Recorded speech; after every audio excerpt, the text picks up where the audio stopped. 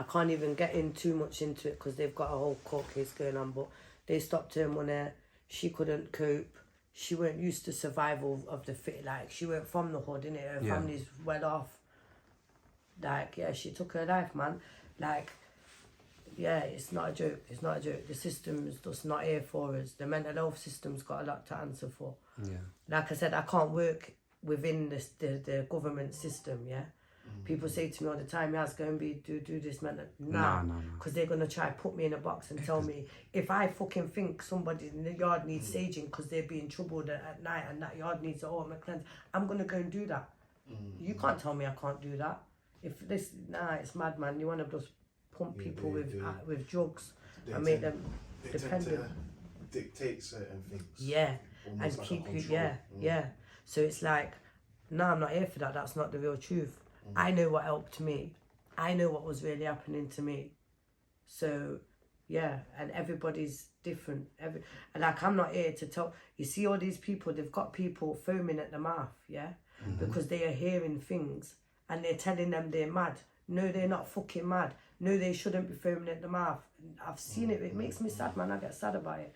So I'm really here to, like, because a lot of mental health is non-existent, if I'm honest with you.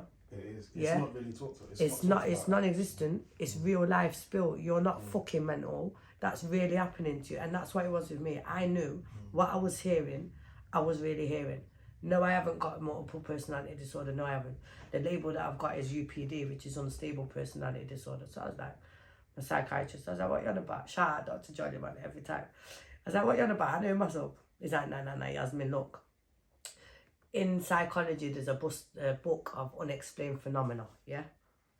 Everything you're telling me, the dreams, the connection that you're feeling to the lost people that you've done, everything you're telling me, the way that you're, like, the things that, because I was explaining to him which parts of my head was hurting at certain points when I'm having visions or premonition or whatever was going on. He said, everything you're saying to me is in that book. He said, I've worked in this profession for 36 years. I've seen people who are deluded. I've seen people who are lying. I've seen people who are just trying to beat the system for the benefits. He said, you're not a liar. You're not none of them things. I was crying. I was like, yo, thank you. It's took me 15 years to finally get this. He said, look, for paper purposes, if we need to give you a diagnosis, it's unstable personality disorder. I was like, he's like, no. That just means that you can be happy 1 minute and then in an instant be angry. I was like, do you know what? And then you could cry and then you could be happy. And I was like, do you know what? I'll take that. That's the only diagnosis I will ever accept. Obviously, we've got PTSD, we've got anxiety, we've got depression, we've got all them things that come part and parcel with life. But it's not actually them things, it's life. That's what life's done to us. You get me? So, yeah, man, that's my. I'm really here for the mental health awareness and helping people heal from the shit that life's done. Don't just take a tablet because you've got to deal with the problem. Because once you take that tablet, it just numbs you in it. So you're never dealing with what it is that's forced you to feel that depression or that upset or that anxiety. You've got to face shit head on. Get me and get through it. That's what it is. You see, like when it comes to making like your music, yeah, like for you, does it matter in terms of like how good you feel mentally? You know, some people they can't really write lyrics or they can't really go in studio to write bars or to create when they're not in a good headspace. You get what I'm trying to say? Like for you, does that matter? Or for you make your music in whichever state you are, even if you're feeling this? It depends, because I get writer's block as well. Like this is a big thing that people need to speak about. Like I get writer's block, innit? Like I just was saying earlier, I had to leave Knots. I was blocked, so blocked, and I've got to finish this EP. And I've got no bars. I've got nothing.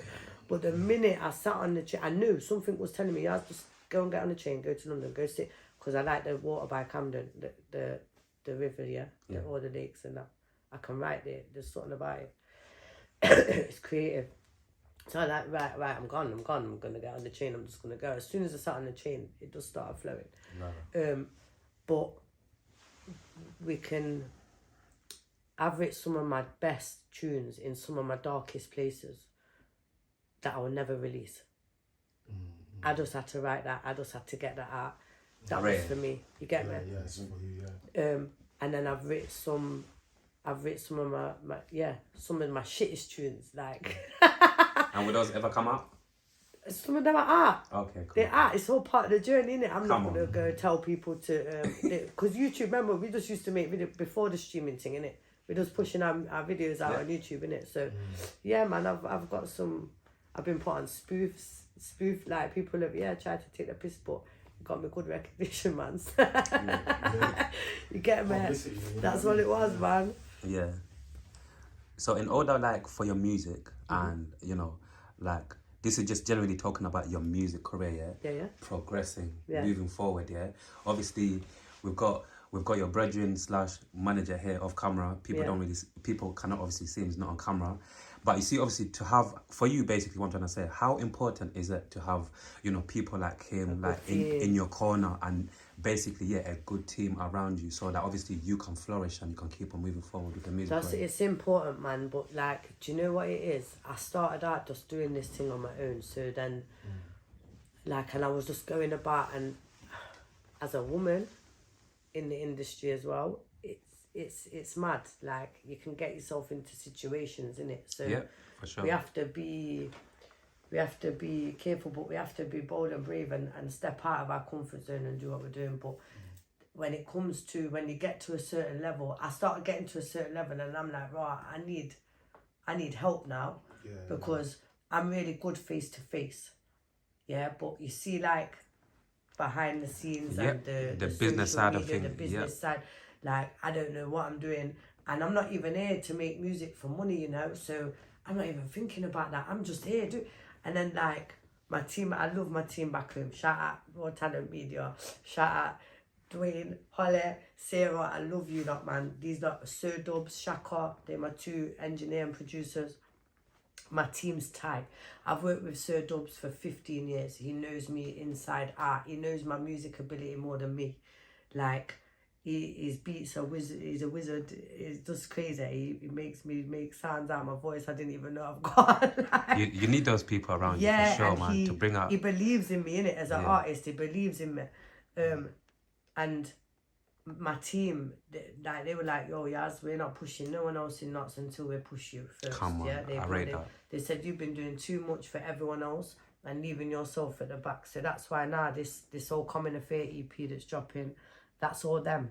Like, Urban Love, that's the message. Yeah, it's mad, man. It's mad. The team's tight. And then when I've come to London, I'm like, bro, I need help over here, because London's so big and I'm just like a little ant amongst all these fucking creatures. Like, I'm only little me, and as much as my balls are big, I'm still just little me in it. Like, and so then when I've met and connected with certain people, I'm like, I can fuck with that.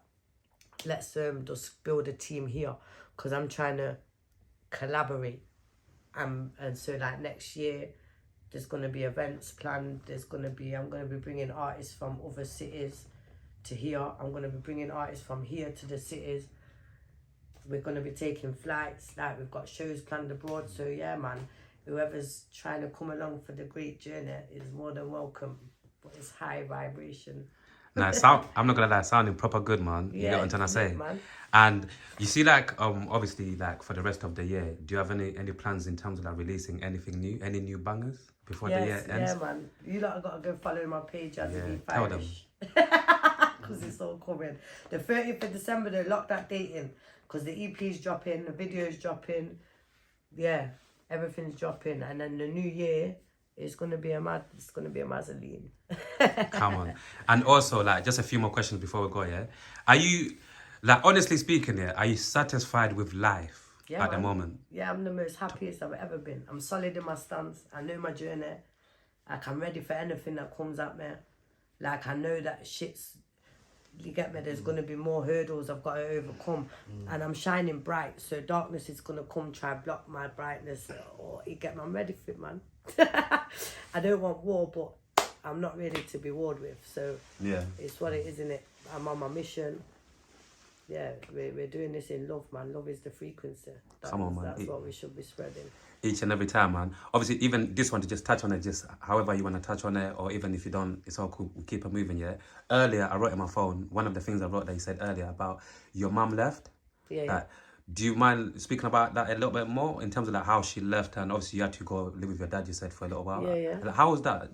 It just caught my ear and I thought I'd bring it up Yeah, further. man. Look, it created a lot of, on a deeper level, yeah. It created me to have trust issues because naturally, our mother is the one person that's never supposed to leave us, right? So that's why they got me. Sorry to even cut you. That's why they stuck with me. I didn't realise this though until later that it gave me attachment issues.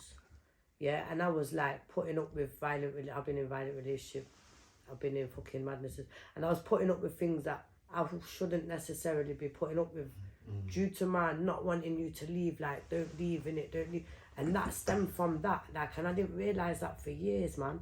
And then when I realised that, I thought, raw, but it was hard, man. It was hard because I think growing up, look, but you see the person I am now is because I never felt accepted anyway. So me being this bright character and I dye my hair whatever colour I want, I do what I want, like I wear what I want. I'm not trying to blend in at all. I'm trying to be who I am. I'm art, innit? So you lot have got to see me and you lot are going to hear me unless you're really not trying to hear me. Unless you're blind or deaf. Yeah, like I'm here, man. You're not sweeping me away or not accepting me no more.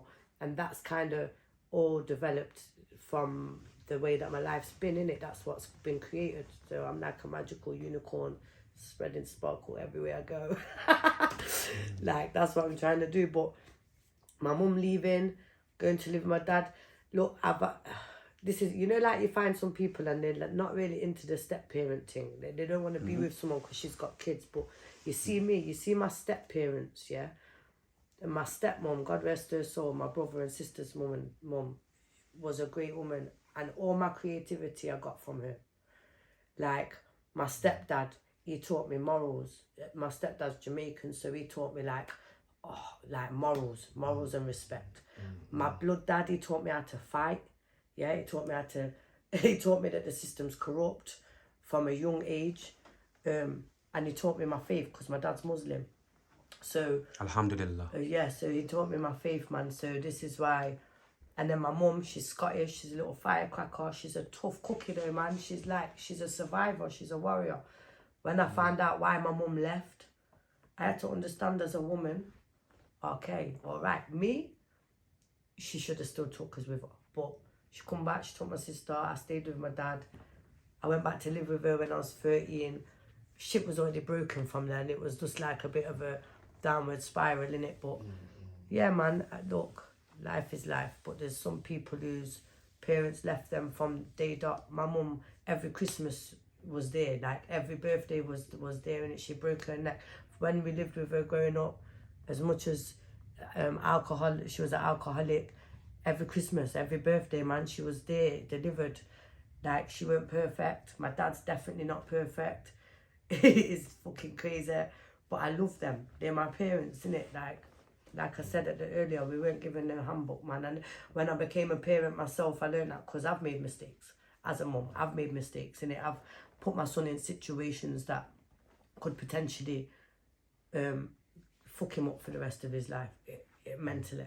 But now I'm aware, now I've got time to rectify that and make it right, you get me? So me and my son communicate in ways that I never did with my parents. And probably I'm never going to get, like, our parents are from a generation where it's sweep it under the carpet. That didn't happen. And I think even somewhere in their brains, they forget themselves. We have to forgive them for that, man. So, It's reality, you know? yeah, you get me? It's real life out here. No one's not perfect. Like, yeah, but it's tough love. My mum, I come up with tough love. My mum's tough love. That's what it is. It's tough. Yeah. So, yeah. Are you one of them people that believe in, like, obviously that you just said you're a mother as well? Yeah. Are you one of them people that believe in, like, breaking generational, like, curses or whatever people I mean, call I'm the one. Yeah. I'm the one. I'm the one. I've had to do it all. YG, come on. I've had to do it all. That's what it is. Yeah. And I figured it out. And I think that's why I can find the forgiveness. That's why, you get me, there's certain shit that I've had to do, especially from my dad's background. Like, whew, yeah, man. I had to figure that out and deal with that. And not necessarily even tell my dad. the depth, because certain things would break him. And you get me, I can't even do that. So here what we do that behind the scenes, and then that means that my son, my nieces, my nephews, they're not going to be affected. I'm not having that. Of course. You get me? So yeah, man, we're here to break cycles, And keep that positive. block curses, return to sender. Come on. And move forward. And before I ask my final question, and sorry to cut you guys, yeah. Before I ask my final question here, I just wanted obviously to ask you, like, is there anything that you would like to share with us? Anything to do with your music, or even anything else? Because, like I always said to nearly everyone, innit? You know, sometimes you have a conversation with someone or whatever, and then you literally leave, and you're like, oh, I wish I said that, or I wish I mentioned that, and I never wanna, you know, I never really want people who come onto the red chair to have that to think, I wish I spoke about this on the red chair, whatnot.